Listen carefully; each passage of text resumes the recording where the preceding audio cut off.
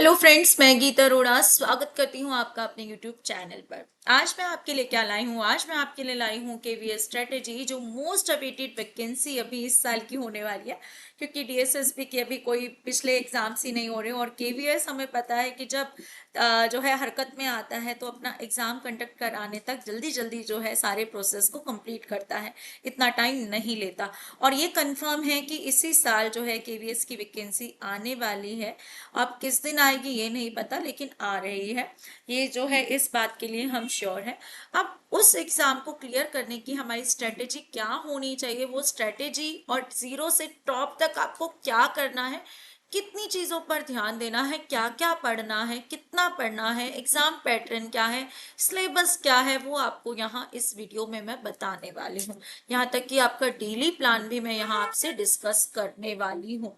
ठीक है, तो वीडियो को जो है ध्यान से देखिएगा, समझते जाइएगा। अगर पेपर पेन है हाथ में तो कोशिश करिए कि अपने नोट्स बनाइए और जो है ध्यान दीजिए कि आज हम यहाँ पर जो भी डिस्कस कर रहे हैं वो आपको सिलेक्शन दिलाने की जो है एक पहल कह सकते हो, या आपके दिमाग में जो है सिलेक्शन लेने का मोटिवेशन आपको यहाँ इस वीडियो से आज मिलने वाला है। तो चलिए शुरू करते हैं। सबसे पहले बात करते हैं कि आज मैं क्या लेकर आई हूँ आपके लिए। केवीएस टीचिंग एग्जाम के बारे में आपको पूरी जानकारी देने वाली हूँ, जिसमें आपको पीआरटी, टीजीटी, पीजीटी हिंदी की जो है आपको जो है पूरी नॉलेज यहाँ पर मिलेगी। केवीएस की ऑफिशियल वेबसाइट क्या है कि जहाँ पर जो है आप करंट नोटिफिकेशन जो है आप ढूंढ सकते हैं, वो क्या है, kvs.government.in।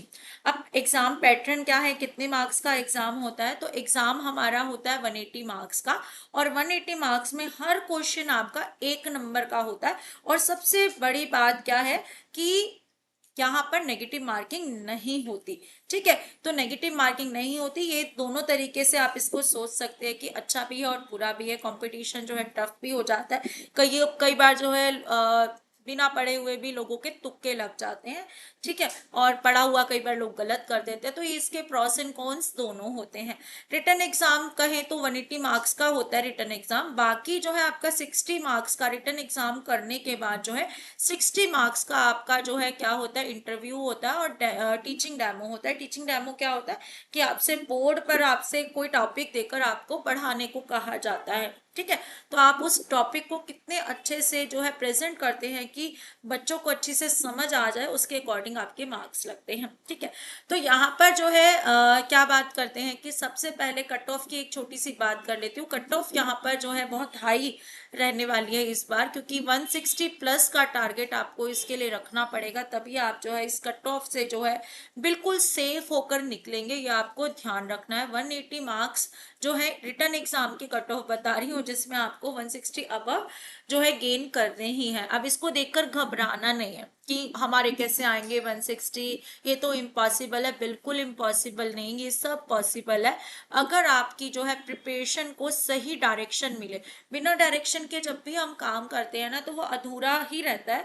और जो है क्योंकि डायरेक्शन नहीं है तो बस काम करते जा रहे हैं और जो है उसका बेनिफिट हमें नहीं मिलता। अगर सही डायरेक्शन में काम करेंगे तो जरूर आपको इसका बेनिफिट मिलेगा। क्यों बोल रही हूँ 160 मार्क्स? दूसरी बात ये भी है इसको बोलने की, क्योंकि हो सकता है आप पहली बार एग्जाम दे रहे हो, लेकिन आपसे पहले कई बच्चे होंगे जो इसको दूसरी तीसरी बार जो है इस एग्जाम को दे रहे होंगे, तो उन्हें उनका बेस जो है मजबूत होगा। वो बड़े घबराए हुए बैठे होंगे, बड़े निराश होंगे, इसलिए इस बार जो है सोच रहे होंगे इस बार तो जो है मुझे ये वैकेंसी हासिल करनी ही है ना। तो तुम क्यों पीछे रहोगे? सबसे पहली बात तो तुम्हें उनके बराबर पहुंचना है। ये बात हमेशा ध्यान रखनी है कि अगर देखो उनका अपने तरीके हैं तैयारी के, और अगर आप फ्रेशर होकर तैयारी कर रहे हो ना तो आपके लिए तो ये और अच्छी बात है भाई। पहली बार में ही वैकेंसी ले लो, ना तो डिमोटिवेट हो गए ना निराश हो गए। यहाँ वैकेंसी ले ली तो अगर कोई और टारगेट भी है आपका किसी और जॉब का, तो उसकी तैयारी भी साथ साथ करते रहना, बहुत बेनिफिट है ना। तो ये हमें ध्यान रखना है कि हमें जो है अपना टारगेट ऊंचा रखना है। दूसरी बात, एग्जाम पता नहीं, वैसे तो इस बार ऑफलाइन की न्यूज भी आ रही है एग्जाम की, ऑफलाइन होगा या अगर ऑनलाइन होता है तो आपने सुना होगा नॉर्मलाइजेशन की प्रक्रिया जो है बखूबी होती है। उसमें क्या होता है, कईयों को बेनिफिट होता है और कईयों को जो है नुकसान भी होता है। कई बार 10-15 नंबर बढ़ भी जाते हैं, कई बार जो है कम भी हो जाते हैं। तो उसके लिए आपको सेफ रहना है, अपनी जो है तैयारी को इतना अच्छा करना है कि आपके 160+ क्वेश्चन जो है ठीक होने चाहिए। और बहुत टफ पेपर नहीं आता, जिसने पढ़ा हुआ हो ना उसके लिए सब कुछ आसान होता है। ये बात हमेशा ध्यान रखना, जो हमेशा पढ़ने के बारे में सोचता है ना उसके लिए कोई चीज जो है मुश्किल नहीं है। सेल्फ स्टडी जो है ना आपकी, आपको सब कुछ दिलवा सकती है। अब देख लेते हैं एग्जाम पैटर्न क्या होता है। भाई देखो, एग्जाम पैटर्न में क्या होता है हमारे ना, जनरल इंग्लिश का जो है आता है पेपर, जनरल हिंदी का आता है जो हर एग्जाम में आता है। यहाँ पर आता है हमारा पीआरटी, टीजीटी, पीजीटी में हर एक एग्जाम में 10-10 नंबर की जनरल इंग्लिश और जनरल हिंदी आती है।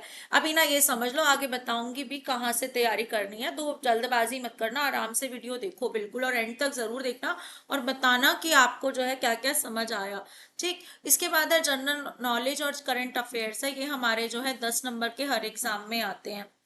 इसके बाद है रीजनिंग और कंप्यूटर लिटरेसी, है तो कम नंबर लेकिन फिर भी आते हैं 5-5 नंबर के, कुल मिलाकर 10 नंबर का ये होता है। ये जो है हमारा तीनों, चाहे हम पीआरटी कर रहे हैं, चाहे हम टीजीटी कर रहे हैं, चाहे हम पीजीटी कर रहे हैं, ये जो दो पार्ट है ना हमारे, ये सब में सेम है, तीनों में सेम है, पीआरटी में भी, टीजीटी में भी और पीजीटी में भी। ठीक है, कितने नंबर हो गए, ये हमारा 40 नंबर का पेपर जो है बिल्कुल सेम है। ठीक है, ये ध्यान रखना। और पेपर आता है कितने नंबर का, 180 मार्क्स का आता है। अब आता है perspective in education and leadership. ये क्या है, इसका नाम इस बार जो है चेंज हो गया है। ये आपका वैसे ना टीचिंग एप्टीट्यूड ही है। ठीक है, आपका टीचिंग एप्टीट्यूड हर एग्जाम में आता है, जैसे टीएसएसबी में लास्ट में 10 नंबर का आता है ना। जो बिल्कुल मेन सब्जेक्ट होता है, सब्जेक्ट वाइज जो है टीचिंग मेथड, जो शिक्षण विधियां है वो पूछी जाती हैं। ठीक है, यहाँ पर जो है इसका नाम चेंज कर दिया है, लेकिन है ये वही, क्योंकि अगर आप इसका सिलेबस देखोगे ना साइट पे, अच्छा सिलेबस चाहिए ना तो आप मेरे टेलीग्राम चैनल से जुड़ सकते हो, वह मैंने सिलेबस जो है अपलोड किया हुआ है। ठीक है, जिसको ना मिले जो है कमेंट बॉक्स में बता भी सकता है, मैं दोबारा अपलोड कर दूंगी। तो perspective in education and leadership की बात करें तो पीआरटी में 60 नंबर की आती है और टीजीटी पीजीटी में 40-40 नंबर की आती है। तो ये थोड़ा उल्टा लिख दिया, यहाँ पर देख लेना 60-40-40। इसके बाद बात करते हैं सब्जेक्ट कंसर्न। पीआरटी में जो हमारे सारे सब्जेक्ट हो जाते हैं, ईवीएस हो गया हमारा, है ना, और जो है जो भी पीआरटी में हम mother as a mother teacher ही तो पढ़ाते हैं, वहां पर जो कोई भी सब्जेक्ट हमें दे दिया जाता है ना, मदर टीचर तो क्या कहूँ, मतलब कोई भी सब्जेक्ट वहां पर पढ़ाने को दे दिया जाता है, तो वो आता है 80 मार्क्स का। और जो है टीजीटी पीजीटी में हमारा जो है मेन सब्जेक्ट जो हम पर्टिकुलरली चूज करते हैं, चाहे हम हिंदी चूज करें, इंग्लिश करें, मैथ्स करें, साइंस करें, वो सब 100 नंबर का आता है। ठीक है, तो ये हमें ध्यान रखना है। अब तो ये मार्क्स हो गए हमारे पीआरटी के 80 और इन दोनों के हो गए 100-100, तो कुल मिलाकर हर एक मार्क्स आपका 180 मार्क्स का पेपर हर एक का आएगा, चाहे आप पीआरटी पोस्ट के लिए एग्जाम दे रहे हैं, चाहे टीजीटी या पीजीटी के लिए दे रहे हैं। तो इतना आपको समझ आ गया होगा, इसी में उम्मीद करती हूँ, क्योंकि मुझे पता है जो बच्चे मेरे चैनल पर जुड़े हुए ना बहुत समझदार बच्चे हैं, उनके कमेंट सब मैं पढ़ती हूँ ना, तो मुझे समझ आता है कि ये बच्चे समझदार हैं। अगला है, अब स्ट्रेटेजी, भाई किस किस की आपको स्ट्रेटेजी बनानी है ये ध्यान रखो। स्ट्रेटेजी आपको जनरल पार्ट के लिए भी बनानी है, जिसमें जनरल इंग्लिश, जनरल हिंदी हो गई आपकी, है ना, आपका कंप्यूटर लिटरेसी हो गई, आपका करंट अफेयर्स हो गया, जनरल नॉलेज हो गई, इन सब की जो है कंप्यूटर लिटरेसी हो गई, रीजनिंग हो गई, इसकी आपको पूरी जो है स्ट्रेटेजी बनानी पड़ेगी। उस पर भी चर्चा करेंगे क्या क्या करना है। जो है हमारा जो थर्ड पार्ट है, लीडरशिप, एजुकेशन लीडरशिप और पर्सपेक्टिव, इसकी आपको जो है पूरी स्ट्रेटेजी बनानी है। मेन सब्जेक्ट के लिए आपको स्ट्रेटेजी बनानी है और किस किस चीज पर ध्यान देना है, रिवीजन साथ साथ करनी है, मॉक टेस्ट जरूर देने हैं, पीवाईक्यू जरूर देखने हैं। ठीक है, प्रैक्टिस जो है एम्पल प्रैक्टिस करनी है, बस जुट जाना है कि मुझे तो ये जॉब लेनी ही है। ठीक है, इस तरीके से आपको तैयारी करनी है, दिन रात देखना है, सोने के लिए नींद भी पूरी लेनी है, लेकिन सबसे ज्यादा क्या करना है, तैयारी पर ध्यान देना। इंटरव्यू की प्रिपरेशन जो है खैर सेकेंडरी चीज है, जब आपका एग्जाम क्लियर हो जाता है रिटर्न, लेकिन जो है आप बोलने की तैयारी शीशे के सामने हो गया या कहीं हो गया, आप मॉक इंटरव्यूज के जो है डेमो भी देख सकते हैं। तो अगर आपका रिटर्न क्लियर होता है ना, तो इसके लिए अपने आप जो है आपका कॉन्फिडेंस आ जाता है। और दूसरी बात, आपको एक बहुत अच्छी बात बताती हूँ कि अगर आपने कट ऑफ में 160 प्लस मार्क्स गेन किया ना, तो यहाँ पर आपको बहुत बेनिफिट मिलने वाला है। किस किस चीज में बेनिफिट मिलने वाला है, यहाँ पर कम नंबर भी आया, आपने पहले नहीं पढ़ाया हुआ या आप किसी स्कूल में नहीं पढ़ाते हैं, तो आपका जो है ना थोड़ा सा जो बोलने का तरीका है, घबराहट हो सकती है, तो वो उसको ये कट ऑफ पहले ही कवर कर लेगी।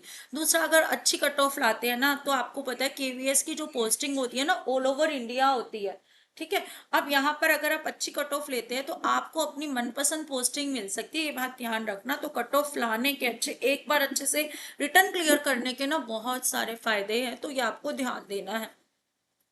अब आते हैं जनरल पार्ट की प्रिपरेशन कहाँ से करें। जैसे मैंने बोला, हिंदी और इंग्लिश है, हिंदी और इंग्लिश 10-10 नंबर की आपकी आनी है। तो 10-10 नंबर में आपको तैयारी कैसे करनी है, हिंदी इंग्लिश की ग्रामर आपको तैयार करनी है सबसे पहले तो, क्योंकि ग्रामर का कोई टॉपिक जो है छोड़ना नहीं है। ठीक, किस फॉर्म में तैयार कर सकते हो आप, कॉन्सेप्ट क्लियर कर सकते हो अपने, पहले तो बेस क्लियर करो। जिनको जो है बेस ही क्लियर नहीं है, उनको सबसे पहले क्या करना है, अपना बेस क्लियर करना है। टॉपिक वाइज आप कोई व्याकरण की बुक लो, ल्यूसेंट की ले सकते हो, या किसी भी जो है क्लास की, अगर 8th 9th की लेते हो, जिसमें 9th में तो खैर व्याकरण में सारे टॉपिक नहीं होते, सीपीएससी सब्जेक्ट जो है देती है, आप जो है 8th तक की व्याकरण की बुक देख सकते हो, जिसमें व्याकरण के सभी टॉपिक है, उनसे कवर कर सकते हो। ठीक है। आप चाहे तो मेरे चैनल की हेल्प ले सकते हो, व्याकरण के सारे टॉपिक विद पीवाईक्यू मैंने कराए हुए हैं, आपकी विश है आप जिससे पढ़ना चाहो। ठीक है। पीवाईक्यू इसमें महत्वपूर्ण किरदार निभाते हैं, और एमसीक्यू, ठीक है, चैप्टर बेस जो है एमसीक्यू आपको जो है जरूर प्रिपेयर करने हैं, जो आपको जो है ध्यान देने। और इसके बाद ना पर्यायवाची, विलोम, अनेकार्थक की जो शब्द भंडारण, तत्सम, तद्भव, इन पर बहुत अच्छे से ध्यान देना, क्योंकि बच्चा यहीं पर कंफ्यूज होता है। ठीक। इसके बाद है इंग्लिश की सेम प्रिपरेशन है, ल्यूसेंट की बुक ले लो या कोई भी ग्रामर बुक ले लो आप, जो है आपको काफी सारी जो है कॉम्पिटिटिव एग्जाम की इंग्लिश की बुक्स मिल जाती हैं, उनसे प्रिपेयर कर लो, तो 10 नंबर आपके सिक्योर हो जाएंगे। हिंदी अगर जो, क्योंकि मैं यहाँ हिंदी की स्ट्रेटेजी बाद में मेन सब्जेक्ट की डिस्कस करने वाली हूँ, तो एक बुक अच्छी लेकर जो है आपको आगे भी हेल्प मिलेगी। रीजनिंग में क्या करना है, रीजनिंग आपकी पीवाईक्यू देखिए, रीजनिंग में रीजनिंग के टॉपिक्स जो है कवर करिए। रीजनिंग की बहुत सारी जो है बुक्स जो है मार्केट में अवेलेबल है, आप चाहे तो यूट्यूब से किसी अच्छे चैनल से जो भरोसेमंद हो, डेली वीडियोस आते हो, वहां से जो है आप अपने रीजनिंग के कॉन्सेप्ट्स को क्लियर कर सकते हो। कंप्यूटर लिटरेसी और करंट अफेयर्स आपका 5-5 नंबर का आता है। मैं ये तो नहीं कहूंगी ये इंपॉर्टेंट नहीं है, लेकिन जहां पर आपको ज्यादा लग रहा है ना कि मैं ज्यादा वीक हूँ, वहां पर आपको ज्यादा ध्यान देना, इन पर फोकस करना है। लेकिन करंट अफेयर्स में आपको क्या करना है, जब आपका एग्जाम आने वाला हो ना, तब कोई एक जो है करंट अफेयर्स की बुक उठा लेना, जैसे प्रतियोगिता दर्पण हो गया, स्पीडी हो गया, उसमें एक साल के जो पिछले करंट अफेयर्स होंगे ना, उनको अच्छे से पढ़ लेना है। ठीक है। तो ये चीज आपको करनी है। कंप्यूटर लिटरेसी में आपको किन किन बातों पर ध्यान देना है, आपको शॉर्टकट कीज पता होनी चाहिए, आपको जो है कंप्यूटर्स की जनरेशन पता होनी चाहिए, आपको जो है इनपुट आउटपुट डिवाइसेस की नॉलेज होनी चाहिए, आपको ऑपरेटिंग सिस्टम्स की नॉलेज होनी चाहिए, आपको सर्च इंजन की नॉलेज होनी चाहिए, आपको कंप्यूटर लैंग्वेजेस की नॉलेज होनी चाहिए। ठीक है। जिनसे प्रोग्रामिंग की जाती है, उनका एटलीस्ट आपको बेस पता होना चाहिए। तो 5 नंबर आपके स्कोर हो सकते हैं। कंप्यूटर की बुक की बात करूं, तो जो है घटना चक्र आप देख सकते हैं। ठीक है। घटना चक्र आती है कंप्यूटर की, वो आप देख सकते हैं। ठीक है। अब perspective in education and leadership की ऐसे कोई बुक नहीं है। इसके लिए आपको क्या ध्यान रखना है, इसके लिए ना आपको सबसे पहले तो आप अपनी बीएड की बुक उठाएंगे ना, उसमें भी आपको इसका काफी कंटेंट मिलेगा। आप साइकोलॉजी पढ़ेंगे, उसमें भी आपको जो है चाइल्ड साइकोलॉजी के बारे में पता चलेगा, क्लासरूम मैनेजमेंट के बारे में पता चलेगा, स्कूल इंफ्रास्ट्रक्चर को आपको ध्यान से पढ़ना है कि क्या क्या चीजें जरूरी होती हैं, ये सब चीजें आपको पढ़नी है। इसके बाद जो है आपको कहाँ से करना है तैयार, इसकी ऐसे कोई बुक है नहीं। वैसे आप चाहे तो किसी अच्छे यूट्यूब चैनल की जो हेल्प ले सकते हैं, ठीक है, जिसमें आपको पूरा साइकोलॉजी का कोर्स कराया जाता हो।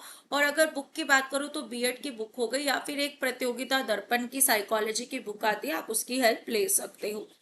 इसके बाद आ जाते हैं हमारा पार्ट 4, जिसमें हम हमारा मेन सब्जेक्ट हिंदी की बात करें। ये आपका हिंदी का सिलेबस है। अगर आप शुरू से एंड तक देखें ना, ये 3 स्लाइड्स पे मैंने सिलेबस यहाँ पर लिखा है, तो व्याकरण का एक छोटा सा टॉपिक भी छोड़ा नहीं गया है। सभी टॉपिक्स पर जो है जो है सभी टॉपिक्स जो है सिलेबस में डाले गए हैं। आपको ये सारे वीडियोस ना मेरे चैनल पे भी मिल जाएंगे। मैं बार बार अपना चैनल प्रमोट नहीं कर रही हूँ, आप चाहे तो सेल्फ स्टडी भी कर सकते हैं, लेकिन जो इजी वे में, जिसको खुद से पढ़ने की आदत नहीं है, जिसका बेस क्लियर नहीं है ना, वो ले सकता है। कोई और चैनल अच्छा लगे वहां से भी ले सकते हो, वो आपकी विश है, ठीक है। तो ये आपका जो है, आप इसका स्क्रीनशॉट लेना चाहते हैं तो ले लीजिए, कि जिसमें आपका सिलेबस है, ये साइट से लिया हुआ सिलेबस ही है, ठीक है। इसमें आपका ये सारा पद व्यवस्था हो गई, वाक्य के अंग, मुहावरे, लोकोक्तियां, अलंकार, कोई टॉपिक नहीं छोड़ा हुआ, जो सब आपको आना चाहिए। इसके बाद है रचनात्मक अभिव्यक्तियां भी यहाँ पूछी जाती हैं, जो थोड़ा सा डीएसएसबी से अलग है। ये तो है कि डीएसएसबी में भी पूछा जाता है, काव्य खंड और गद्य खंड में कॉम्प्रिहेंशन पूछा जाता है, लेकिन यहाँ पर एक चीज जो है ये अलग से पूछ ली जाती है। पत्र लेखन के प्रकार हो गए, अनौपचारिक, औपचारिक पत्रों के जो आपके जो है छोटे छोटे जो हेड्स होते हैं उनके बारे में पूछ लिया जाता है, या विभिन्न तरह के शिकायती पत्र किसको लिखे जाते हैं, ये सब चीजें यहाँ पूछ ली जाती है। अब जो है तैयारी, इसके अलावा व्याकरण समझने के अलावा आपको क्या करना है, व्याकरण समझने के अलावा जो है ना, आपको सबसे ज्यादा मेन रोल निभाती है आपकी एनसीईआरटी की बुक्स। जिसने एनसीईआरटी पढ़ ली ना, उसके केवीएस के काफी क्वेश्चन निकलेंगे। अब एनसीईआरटी में जो देखो, ये जो है ना, वसंत भाग 1, वसंत भाग 2, वसंत भाग 3, ये हिंदी की बुक है। ये नई बुक आई है मल्हार, जो वसंत भाग 1 को जो है आगे करके आई है। उसके बाद बाल रामायण, ये जो है पूरक पुस्तक होती है, सप्लीमेंट्री बुक, जैसे नॉवेल्स लगते हैं ना वैसे है। इसके बाद है दूरवा भी है। इसके बाद बाल महाभारत कथा है। दूरवा और वसंत, या इन दोनों में से एक लगी होती है, लेकिन आपको दोनों पढ़नी है ना। क्लास जो स्कूलों में एक लगी होती है, इन दोनों में से आपको दोनों पढ़नी है। भारत एक खोज और बुद्ध चरित, ये दोनों ही सप्लीमेंट्री बुक्स है। स्पर्श जो है हमारी 10th की बी कोर्स की बुक है, 9th और 10th की। क्षितिज जो है हमारी एक कोर्स की बुक है। संचयन जो है फिर से यहाँ पर जो है सप्लीमेंट्री बुक है, और कृतिका भी 9th-10th की बुक है। 11th-12th पीजीटी में जो है आरोह जो है भाग 1, वितान भाग 1 के कोर्स ए, कोर्स बी की बुक्स है, जो आपको आनी चाहिए अगर आप पीजीटी की तैयारी करें। इनमें से क्वेश्चन कैसे आते हैं, पता है कैसे क्वेश्चन आते हैं? इनमें से क्वेश्चन आते हैं, आपको कैरेक्टर नेम पूछ लिए जाते हैं, आपको घटनाएं पूछ ली जाती हैं, ठीक है, कि इसके बाद क्या हुआ था बता दो, ऐसे पूछ लिया जाता है। तो आपको डीप नॉलेज होनी चाहिए चैप्टर्स की, ये ध्यान रखना।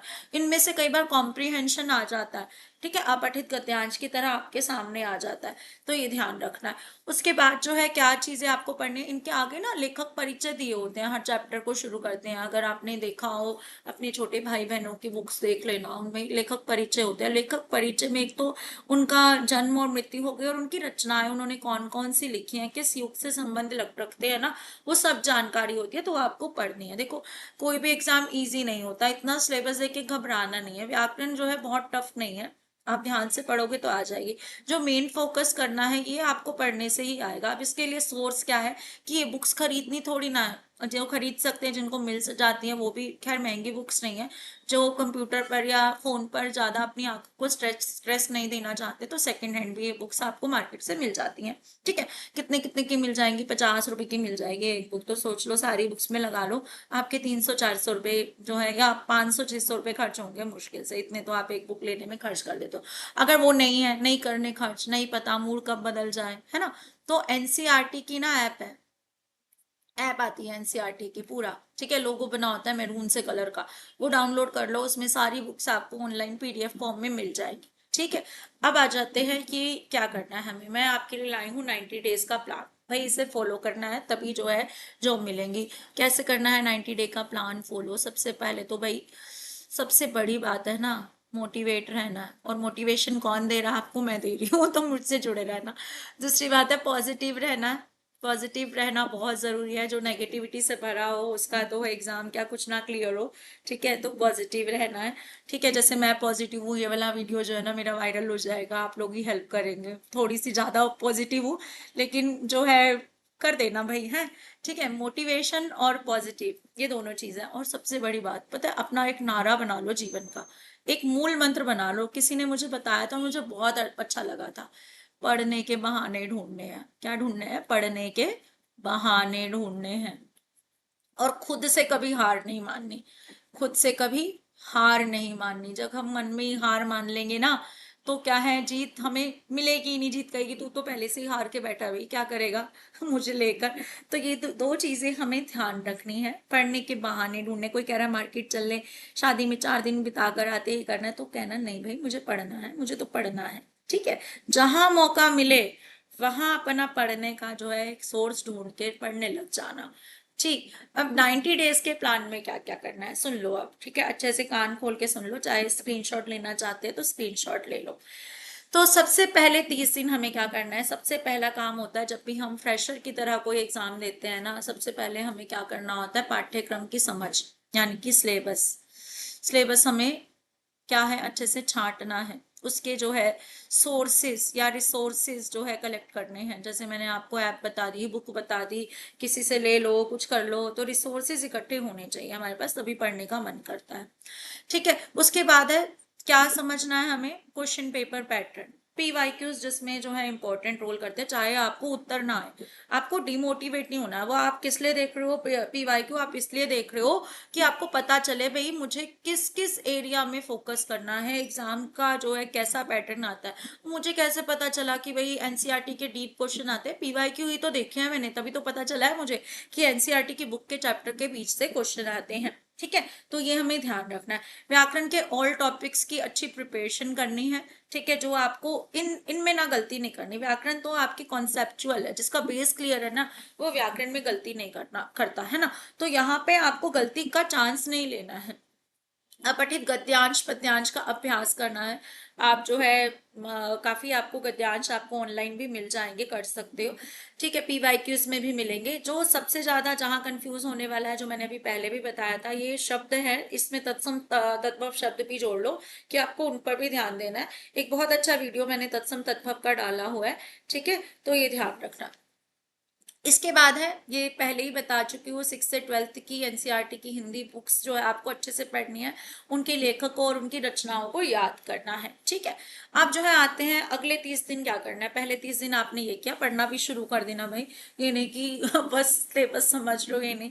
अच्छा, अगले 30 दिन क्या करना है आपको जो है, अब साहित्य की बात कर लेते हैं। व्याकरण तो है ही है, बेस क्लियर कराने के लिए मैं आपके साथ रहने वाली हूँ और ऑलरेडी अपलोड कर चुकी हूँ। जिसको अलग से फिर से जो है कुछ चाहिए मांग लेना, सब कुछ जो है फ्री पर जो है फ्री में जो है यूट्यूब चैनल पर अपलोडेड है। ठीक है, आपको क्या करना है कि आपको हिंदी साहित्य भी पढ़ना है। हिंदी साहित्य में आदिकाल से लेकर आधुनिक काल तक जो है द्विवेदी युक्तक चैनल पर मेरे अपलोडेड है वीडियोस, जो आगे धीरे धीरे बढ़ने भी वाली है। आप साथ रहेंगे, ऑनलाइन क्लासेस जो है लाइव सेशंस अटेंड करेंगे, तो पूरी गारंटी है कि मेरा मोटिवेशन रहेगा कि बच्चे पढ़ने आ रहे हैं, तो मैं भी आपको प्रॉपर कंटेंट जो है डिलीवर करने वाली हूँ। इस बात को ध्यान रखना। शिक्षण विधियां जो है महत्वपूर्ण किरदार निभाती हैं, क्योंकि बहुत जो है मार्क्स का आता है। आपको बताया ये है कि 60 मार्क्स का जो है पीआरटी में आता है और 40 मार्क्स का टीजीटी पीजीटी में आता है। तो यहाँ पर आपको कोशिश करनी है 35 जो है मार्क्स आपको गेन करने हैं। ठीक है, ये ध्यान रखना है। अब जो है यहाँ पर जो है हिंदी भाषा का विकास है, हिंदी बोलियां, हिंदी सिनेमा और पत्रकारी, ये वाला जो टॉपिक है ना, इसकी बुक नहीं है। ये आपको कहाँ मिलेगा, 12th में जो है एक सप्लीमेंट्री बुक लगी हुई है। ठीक है, पत्रकारिता से रिलेटेड आप वो पढ़ सकते हो, जो आपको समझ आएगा। हिंदी भाषा का विकास और बोलियां चैनल पर अपलोडेड है, आप वहां से पढ़ सकते हो, बहुत मुश्किल नहीं है। ठीक है, ये आपको ध्यान रखना है। इसके बाद आ जाते हैं आपको संशोधन नीतियां, जो है कई कई नई नई नीतियां आ रही हैं, जो अपडेटेड जो है चीजें आ रही हैं। आपको डेली नोट्स अपने जरूर बनाने हैं। सबसे ज्यादा इंसान पता है किससे सीखता है, जब वो खुद पढ़ता है ना। सबसे अच्छी प्रिपरेशन वो होती है, सेल्फ स्टडी होती है। और बच्चे का ना नोट्स बनाना उसके लिए काफी फायदेमंद होता है। फिर जब एग्जाम टाइम आता है ना, उसे सिर्फ रिवीजन करनी होती है। और अपना टॉपिक देखो, मॉक दोगे ना तो आपको पता चलेगा। एनालिसिस देखो मॉक देने के बाद, अपने एग्जाम का, अपने रिजल्ट का एनालिसिस करो। आप देखो किस में मेरे कंटिन्यूअसली जो है नंबर कम आ रहे हैं, वो आपको चीजें ध्यान रखनी है। और जिसमें कम आ रहे हैं ना, उस पर ज्यादा ध्यान है। जिसमें ज्यादा ला रहे हो उसको देख देख के खुश होके उसी टॉपिक के बार बार क्विज करने की हमारी आदत होती है। साइकोलॉजी है कि ज्यादा नंबर देख के अच्छा लगता है, नंबर यहाँ नहीं देखने हैं ज्यादा, नंबर देखने हैं एग्जाम में ज्यादा, है ना। तो यहाँ पर तो आप अपने अपने को एनालाइज कर रहे हो, तो यहाँ पर आपको वो चीजें देखनी है बच्चे, कि जिसमें आप कमजोर हो ना, उसको बार बार करना है। पहली बार कम आ रहे हैं, दूसरी बार, तीसरी बार कम आ रहे हैं लगातार, कोई बात नहीं, 10वीं बार में अपने आप अच्छे आएंगे, प्रैक्टिस करोगे तो ध्यान रखना है। और सिर्फ मोक नहीं देने हैं। अगर कम आ रहे हैं ना मार्क्स, तो उसकी थ्योरीज पढ़ो, उसका बेस क्लियर करो। कम तभी आ रहे हैं कि बेस क्लियर नहीं है, ये चीज हमेशा ध्यान रखना। पहले बेस क्लियर करो, फिर मोक दो। ठीक है, इसके बाद जो है अपनी टाइम मैनेजमेंट करो, जिसमें मैंने बता दिया कि भाई पढ़ने के बहाने ढूंढने हैं। इस पर कहीं पर भी जो है आपको गफलत नहीं करनी, यानी कि नेग्लिजेंस आपकी नहीं दिखनी चाहिए। ठीक है, आप कमेंट में लिखकर बता सकते हो मुझे कि मैम आज मैंने इतना टॉपिक कवर कर लिया, आज ये कर लिया, आज वो कर लिया। सच मानना, इतनी खुशी होगी ना मुझे, जो है कि बता ही नहीं सकती। जब बच्चे आगे बढ़ते हैं ना, अपने स्कूल में भी जो बच्चे हैं ना, जब वो आगे बढ़ते हैं ना, बहुत अच्छा स्कोर लाते हैं, 10th में 90 अबव ला रहे हैं, 100 मार्क्स भी ला रहे हैं, तो इतनी खुशी होती है। अभी 10th का रिजल्ट आया कि बता नहीं सकते, कि बच्चों से ज्यादा खुशी ना टीचर्स को मिलती है। ये आप इसका अंदाजा नहीं लगा सकते। जब आप केवीएस की ज्वाइनिंग कर लोगे ना, तब आपको पता चलेगा कि एक्चुअल खुशी टीचर बनने की कब मिलती है, जब बच्चा जो है रिजल्ट अच्छा लाता है या रिजल्ट तैयारी में जुटा होता है। ये ध्यान रखना।